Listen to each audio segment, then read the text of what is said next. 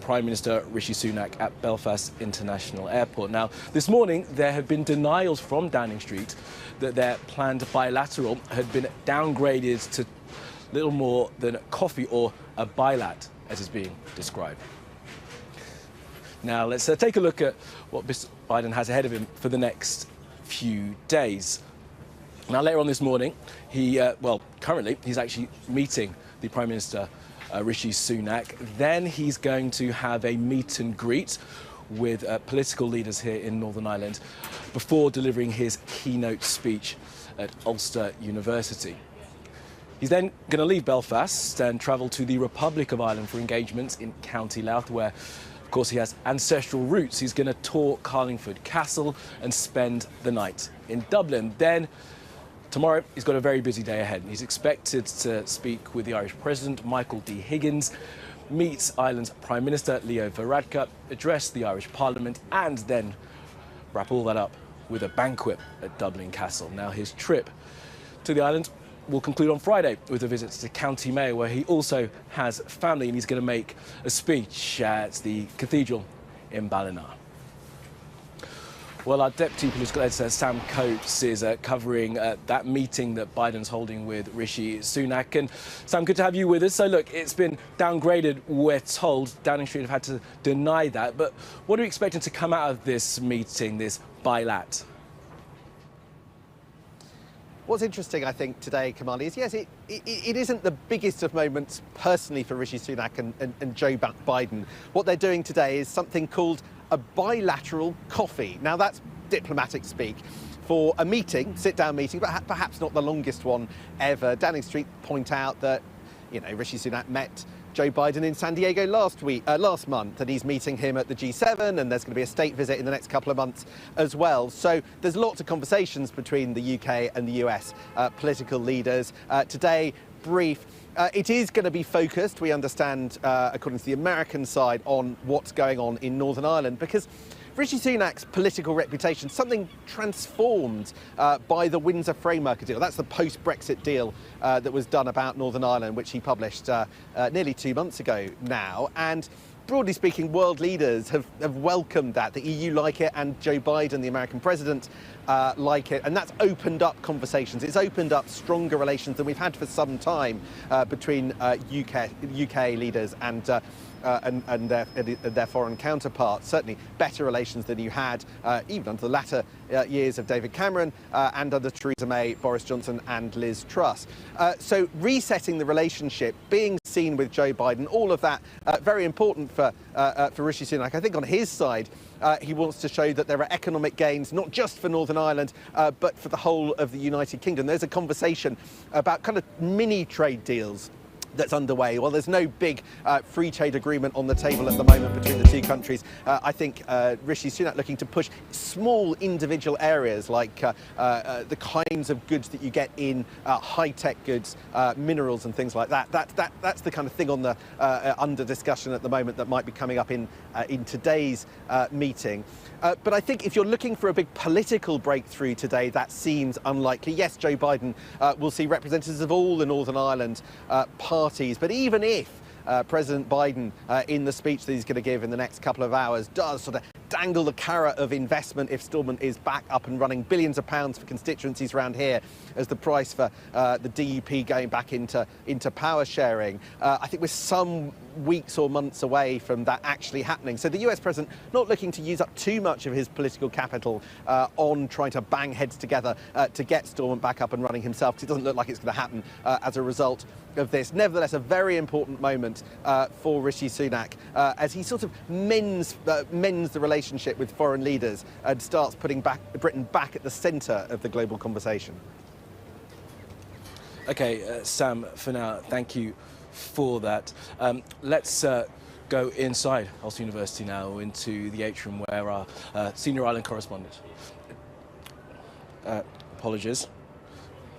Let's just bring in Dr. Rice, who is here. We know Dr. Rice, an expert in the area. Dr. Rice, good to have you with us this morning. What are you expecting to hear from Joe Biden when he finally gets up to speak? Well, I think we'll hear a number of key messages. More than likely he'll make reference to the stalemate politically that we have here in Northern Ireland at the moment. It would be very surprising if he doesn't address that and issue some sort of a call to our politicians to get back around the table and to get back into Stormont.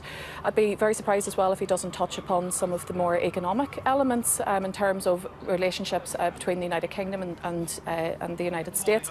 But I think what we have to remember as well is that he's not here on a policy-driven mission. He's not here to necessarily disrupt things or upend things. He's here on essentially what is more of a diplomatic mission to Northern Ireland, and that's reflected in just how brief his visit here will be. And there is that concern, of course, as you mentioned there, to not upend things, because he will have to be very careful in what he exactly says, and as Sam was saying, not bang heads together to try and restore power sharing at Stormont.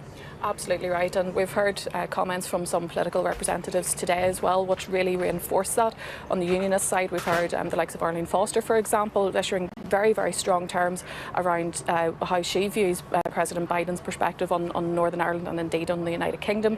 Whereas on the nationalist side, the language has been more about trying to find reconciliation and trying to cajole or encourage the politicians and particularly the DUP to end their boycott with regard to institutions here. So very different perspectives that are here within the political spectrum, and for Joe Biden, President Biden, his task now will be to try and navigate that very tough terrain, to try and make sure not only that he still appeals to the nationalist parties and nationalist voters here in terms of, I suppose that wider diaspora of voters potentially for him in the United States, but also for unionists as well, to try and make sure that it doesn't sour relations there, given that there has already been some tension and indeed a difficult relationship there, particularly fuelled by language around the Northern Ireland Protocol. Yeah, Dr. Rice, just stay with us for a moment, because just on that point about the fine line that he has to tread, earlier this morning the president of Sinn Féin, Mary Lou McDonald, was speaking to Kay, and she made it very clear that she does hope that the president's visit is going to bring some impetus to the DUP and perhaps get them back into power sharing.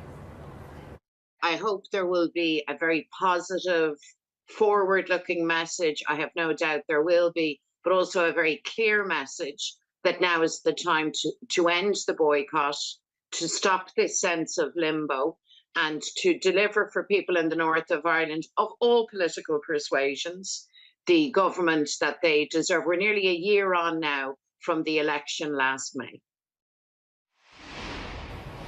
Mary Lou McDonald there speaking to Kay Burley earlier today. Let's go inside now, Ulster University, to the atrium where our senior Ireland correspondent David Blevins is standing by awaiting President Biden's speech. And David hopes that this visit by Biden brings some impetus to that deal. But is that likely, and how careful does the president have to be in what he says? Yes, welcome to the very cramped media point here inside the atrium, where journalists and camera crews are packed in like sardines right now because of the amount of global interest in the United States and in the president's visit to Northern Ireland. The audience have just begun to gather here in preparation for that speech, and among them I've seen 4 of the 5 main party leaders, Kamali. The Sinn Féin First Minister designate, Michelle O'Neill, is here. The SDLP, Moderate Nationalist Party leader Colm Eastwood, is here.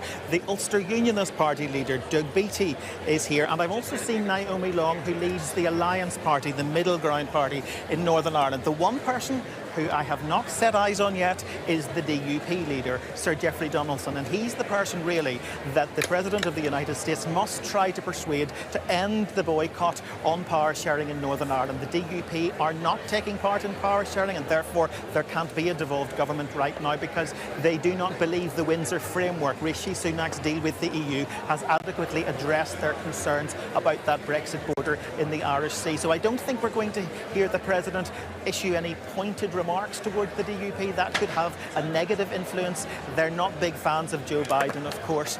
They see him as a very Irish Republican president. We've heard some very negative voices from the ideological wing of the DUP this morning with regards to that. But there will be a subtle attempt to get the party to move its position. He's going to talk a lot about America's commitment to investing in Northern Ireland, to capitalising upon the economic potential here. And already also in the audience is Joe Kennedy, who is, of course, the new US economic envoy to Northern Ireland, because it's always been a case where they tie together from the White House both the politics and the economy. Even Senator George Mitchell came here as a trade envoy initially, and he was the man who ultimately negotiated and brokered that Good Friday Agreement 25 years ago.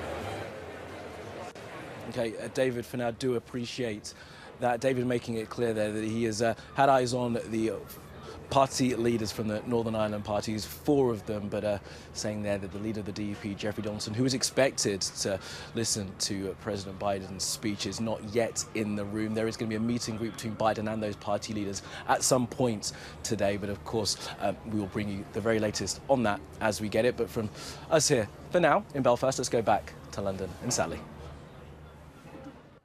Thanks very much, Kamali, and a good morning to you. The Ministry of Defence says there is a serious level of inaccuracy in leaks which claim UK Special Forces have been operating in Ukraine. The leaked US document circulating online has been seen by Sky News, claims that as of March this year, the UK had 50 Special Forces personnel in Ukraine. Latvia also had 17 Special Forces operatives in the country, and France 15. It's also claimed the US had sent 14 members of its Special Forces to Ukraine and the Netherlands had sent 1. If those claims are correct, that would mean that as of last month, there were 97 Special Forces operatives from NATO countries in Ukraine. The US Secretary of Defense said the Department of Justice had launched a criminal investigation into the leak of the documents. I was first briefed on the reports of unauthorized